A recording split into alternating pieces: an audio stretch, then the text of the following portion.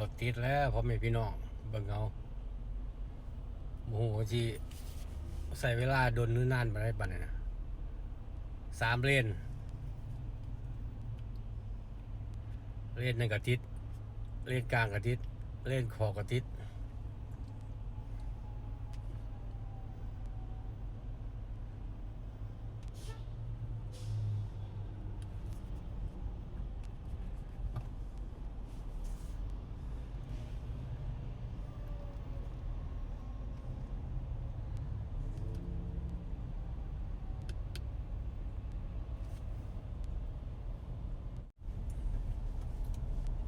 ทั้งหนาที่เป็นรถอาจสิตำกันหรือว่าต้องมีปัญหาแบบใดแบบหนึ่งรถถึงติดกังเว้นแบบนี้ปกติกังเว้นแบบนึงกันรถกับสิบติดนะสิอาจมีรถตำกันบอทั้งหนาหรือว่าแปลงทางก็อาจจะเป็นไปได้แต่แปลงทางอาจจะคือสิบแมนที่บอก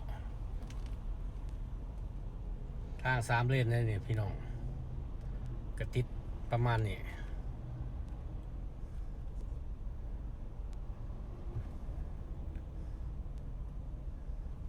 อยากเข้าห้องน้ำกับพองกันบาดเอามึงเอา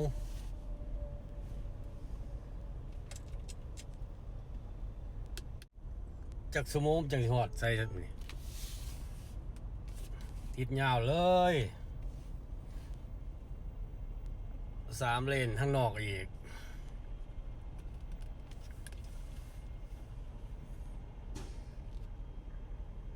ผมทั้งนอกก็จะเข้ามาอีก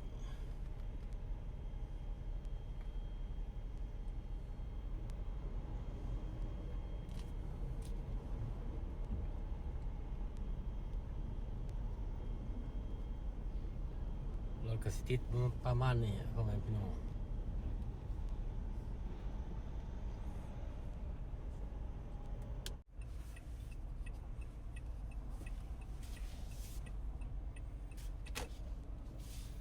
เบิ่งเอาพ่อแม่พี่น้องทาง3 เลนสิเขาเลนเดียวบ่เนี่ยสงสัยอาจจะมีการรถอาจจะตำกันทั้งหน้าเขาปิดเลนปิด2 เลนเขาเลนเดียวพ่อมอยากติดแท้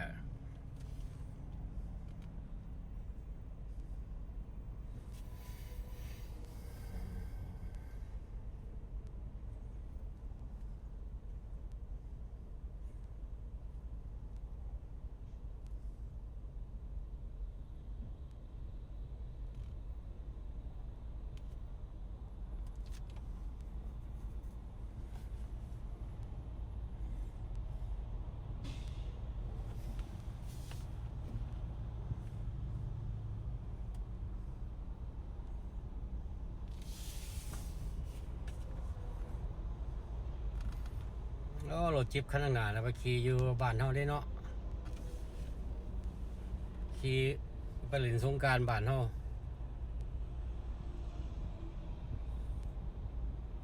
เอาหลังคามันหนอก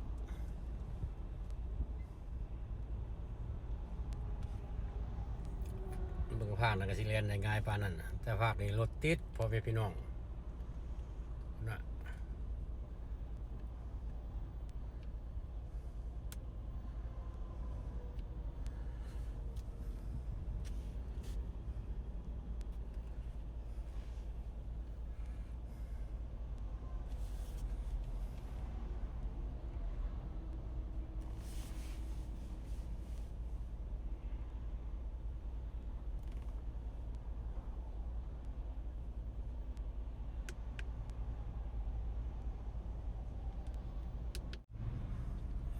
เดี๋ยวจะให้เบิ่ง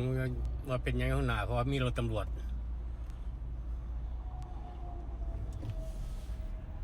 อยู่ข้างหน้าอ้อ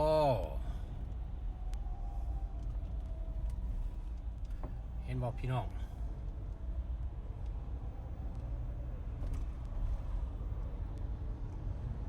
รถตำกันแตกซะเที่ยวน่ะ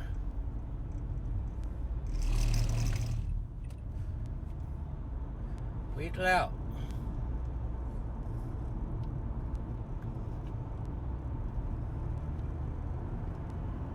ไปบาดนี่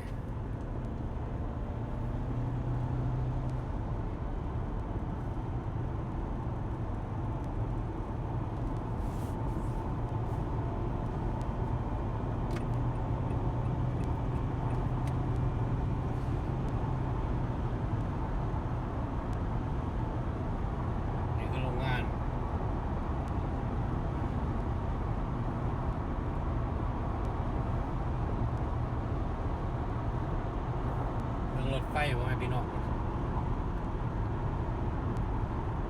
รถไฟแกเครื่องของข้ามยาวเพื่อสิประมาณนั้น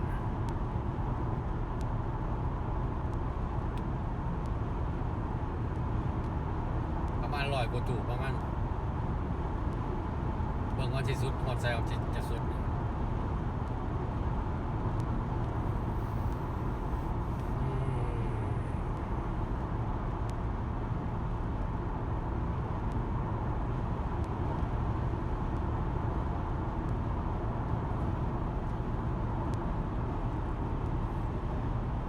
เอาเครื่องอยู่โรงงานจอดรถไฟมาจอดเอาเครื่องอยู่โรงงานก็สิประมาณนี้พ่อแม่พี่น้อง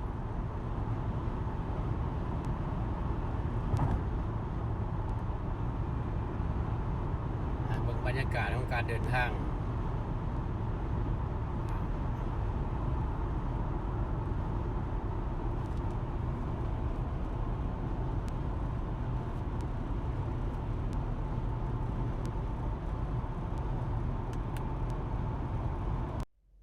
ที่พักรถกับสิเป็นประมาณนี้ทุกคน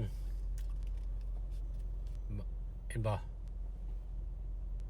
อันนี้มองห้องน้ำอยู่หันอยู่ด้านห้องน้ำแล้วก็มองที่พักรถคนนั่งกินข้าวกินน้ำ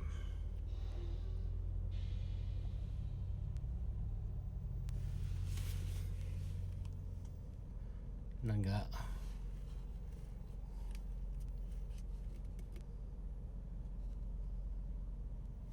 คนงานที่ว่าเฮ็ดรักษาความสะอาดเนี่ยหมู่พักรถก็สิมี2 คนประมาณนี้เขาจะเฮ็ดเบียกที่ว่าได้ดีเงินก็โอเคแต่ว่าสบายบ่มีคนคุม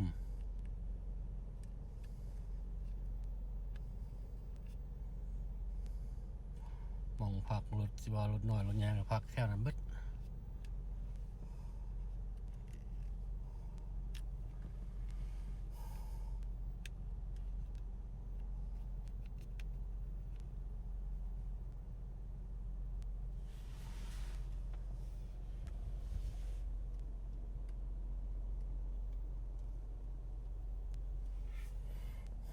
มองนักกินข้าวเวลาเขาจะมาพักผ่อนจอดพักจอดหยังก็สิมีตัวให้กินข้าวประมาณนี้นี่แหละโต๊ะก็จะเป็นแบบนี้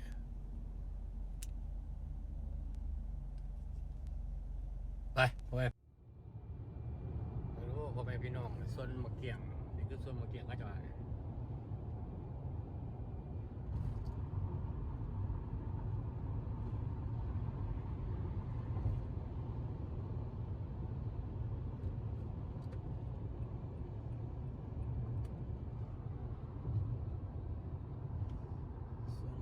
สม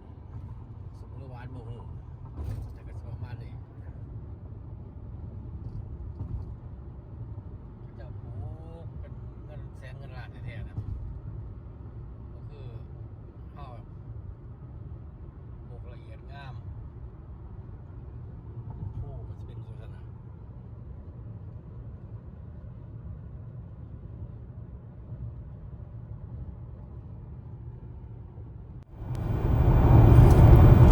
พ่อแม่พี่น้องผู้ว่าหล่นก็จะเป็นประมาณนี้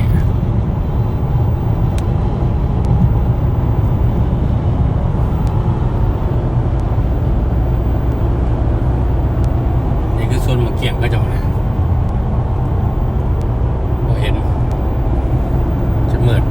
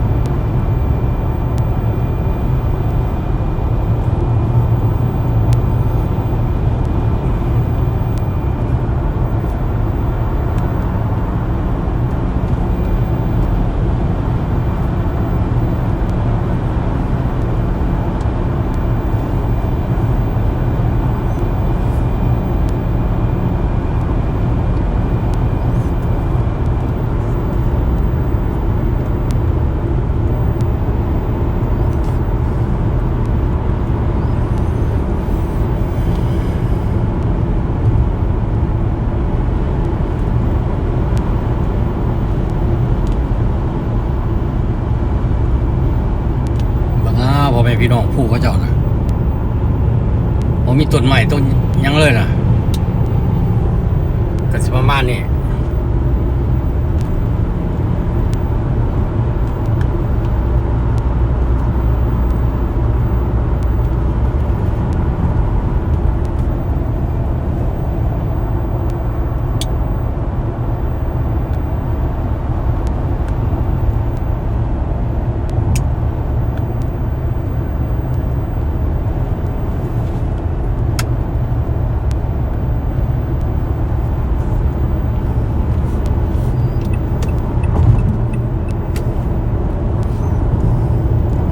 ทั้งขับรถทั้งถ่าย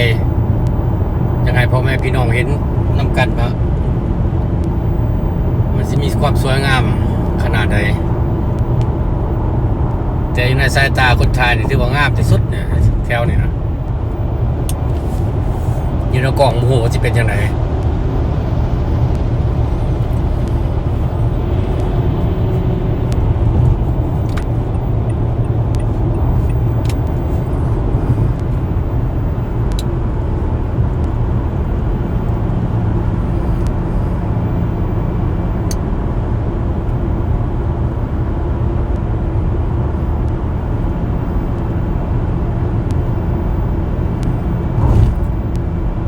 ยาวๆบางจังหวัดเด้อพ่อแม่พี่น้องเด้อ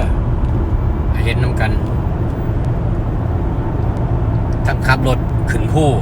ตอนนี้ก็ต้องขึ้นผู้ทั้งหนาจะว่ารถตำรวจบ่ฮู้เสียงกองจะปาดกว่าบ่แม่น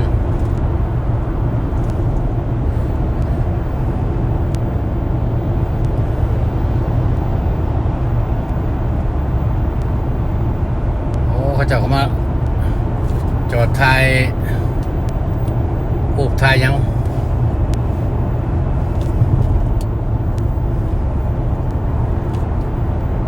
หลายคนเขาจะมาจอดถ่ายรูปถ่ายยังเอาความสวยความงาม